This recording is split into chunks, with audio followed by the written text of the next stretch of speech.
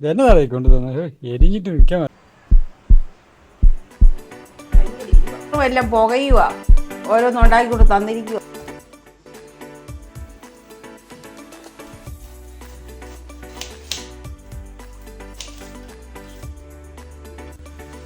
നമുക്കേ പച്ചമുളകും പൈനാപ്പിളും കൂട്ടി കിടിലും ജ്യൂസ് ഉണ്ടാക്കിയല്ലോ. ആദ്യം നമുക്ക് ഈ പൈനാപ്പിളിൻ്റെ തൊലി ചെത്തിക്കളയാം.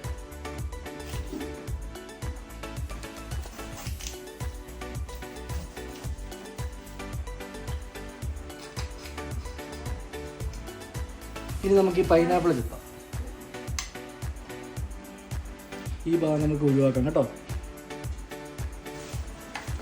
സ്ലൈസ് ചെയ്തെടുത്ത പൈനാപ്പിളും ചില്ലിയും കൂടെ നമുക്കിനി മിക്സിയിലിട്ട് അടിക്കാം. നമുക്ക് ജ്യൂസർ സെറ്റ് ചെയ്യാം. ആവശ്യത്തിന് ഷുഗർ ആഡ് ചെയ്യാം. ഇതിലേക്ക് 2 ഓറഞ്ച് ഇട്ട് കൊടുക്കാം. 2 പീസ് ഓറഞ്ച് മാത്രം കേട്ടോ. നമ്മൾ റെഡിയാക്കി വെച്ചേക്കുന്ന പൈനാപ്പിളും ചില്ലിയും കുറച്ച് വെള്ളം ചേർത്തിട്ട് ഇതിലേക്ക് ഒഴിച്ചു കൊടുക്കാം.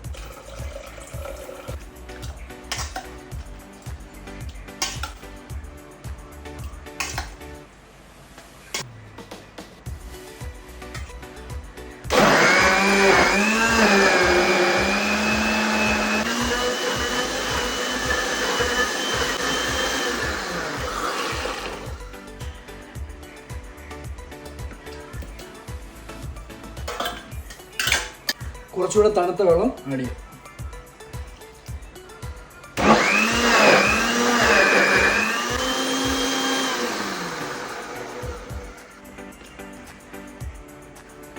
രണ്ട് ഐസ് ക്യൂബും കൂടെ ആഡ് ചെയ്യാം.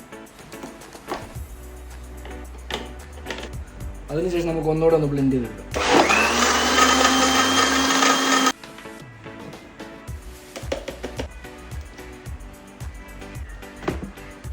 അപ്പോൾ നമ്മുടെ സ്പൈസി പൈനാപ്പിൾ ജ്യൂസ് റെഡി ആയിട്ടുണ്ട്. നമുക്ക് ഇനി ഇതൊന്ന് ട്രൈ ചെയ്ത് നോക്കാം.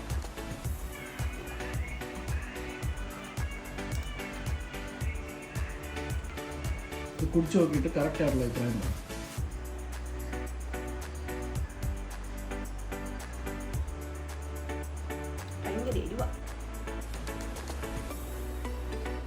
സംഭവം കൊള്ളാം, പക്ഷെ കുറച്ച് എരിവ് കൂടുതൽ. അതിനാണല്ലോ മുളക് ഇട്ടത്.